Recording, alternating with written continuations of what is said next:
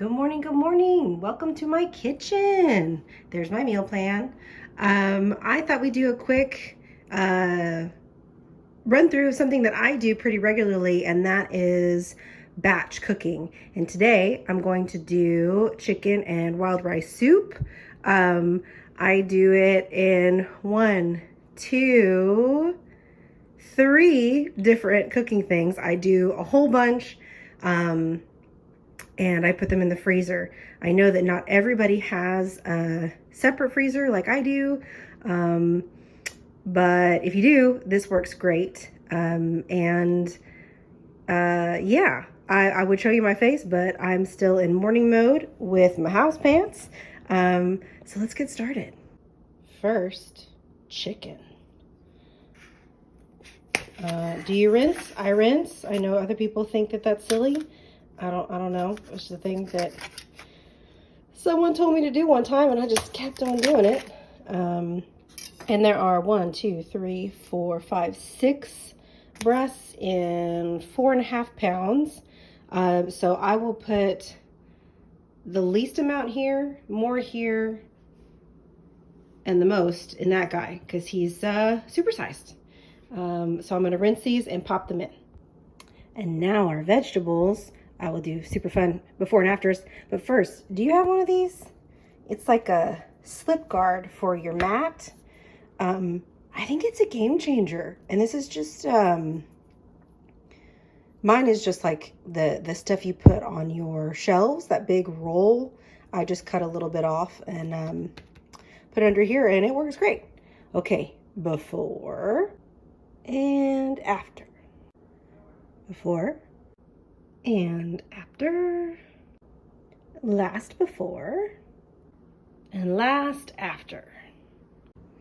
Okay, now we put all of this stuff in, but I'm not going to show you that because I don't have that kind of camera dexterity yet. Okay, now everybody is in their pots. I put them on high for... The recipe says 4 hours, but you know, I think it usually goes more like 6. I'll take the chicken out and shred it and all that stuff in between, but the rice, this whole grain, whole grain wild rice blend, it takes a good long while to cook. So,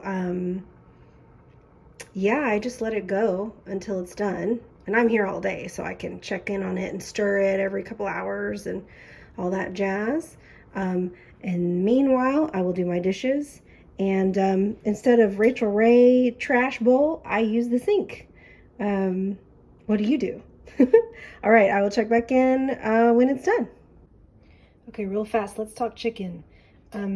If you have someone in your family like me who is, let's say, texturally particular about things, you know, your chicken breasts have these sort of, I don't know if they're tendons or cartilage or what, but they're like sort of tough bits at the end.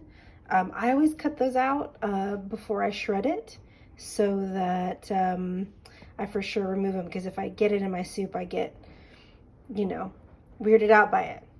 So before, after.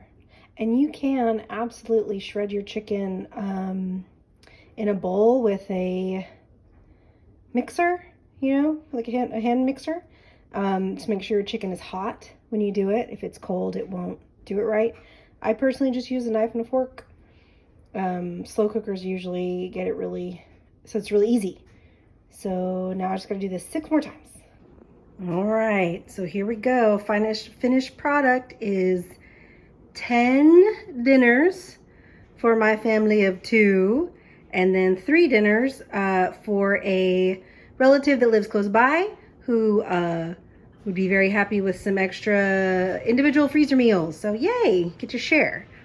So I freeze mine in these things. They're little glass freezer oven safe Pyrex thingies. I'll link them below. I prefer these to plastic. It just makes me feel better about using them because they're recyclable. But you could do just freezer safe Tupperware or freezer bags. I've done that before. If you freeze them flat on a cookie sheet, and then you can stack them like books. It's really nice. It's a good space saver. But we have a stand-up freezer, so I've got plenty of room. So yeah, it's good stuff.